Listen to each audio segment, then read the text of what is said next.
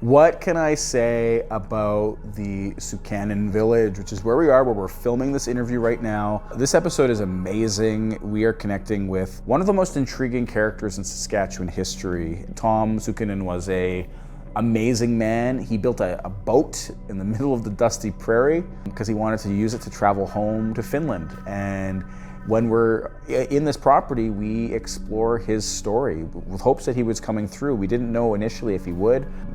I think he did.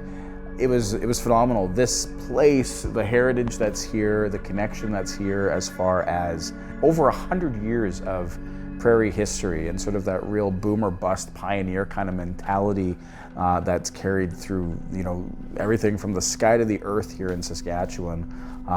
You see it here throughout the many displays, throughout these wonderful classic cars that are just behind me, to all these buildings that have been assembled from across the prairie. So we are here at Sukanen, which is a pioneer village and also commemorates Tom Sukanen and his ship. So there's a number of buildings here that just have so many different items. I do use the word items instead of artifacts because as Indigenous people, we believe our materials are living beings. That was really important for me to remember when we came to this space, because it is a museum and we are looking at material culture. And we have to remember in that Indigenous worldview that we need to respect the space around us in regards to items as well, because they do have that spirit. And I really felt that when we were at this location, because there are so many items. They literally have set it up like a little town. I mean, we have a church, we have a corner store, we have a blacksmith shop, we have a house. It has this expectation that you're gonna walk in and feel like you have literally walked into the past. Having that one-on-one with Tom Sukanen was really powerful for me personally. He was speaking to me through emotions. I believe I'm somewhat of an empath.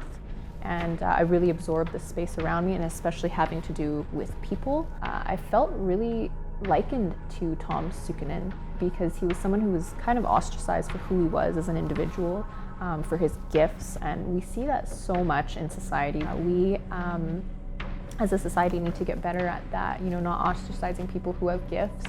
He was an inventor way beyond his time. I really admire people like that who are courageous enough to be who they are, but unfortunately for Tom Sukanen, he had his life's work vandalized, his boat, and he was institutionalized. It all sort of, this crazy plot was really sad to see unfold. This is a memorable one for me personally, because in this episode, we were able to really bring light to the figure of Tom Sukanen. And quite often, spaces like this have mythos that sort of persists, and that mythology doesn't always jive with paranormal experiences. There's not always a way to cement or prove, yes, the ghost of whomever is claimed to be here is here. In this instance, we were able to do that. We solved a mystery and we rewrote a little bit of history, I think. And why I say that is because we really did. We were able to communicate with Tom Sukanen and find out a little bit more about his aims and goals, and he left us with just a striking and heartfelt message at the end. So I'm happy to have been here investigating this famous Saskatchewan historic spot.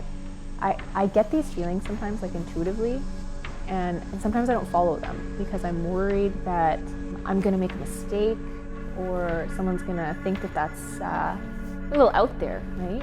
But I do get these senses, and I'm learning to follow that more. And throughout my life, I have followed that in a lot of different ways, but for some reason, I was struggling with it here on the program. So I feel like Tom gave me a very clear message of hope, and to follow that really gut feeling, those intuitive gifts that he followed through, even so much so that the RCMP had hauled him to an institution. He stood up for who he was, and that's a great message for us and our team.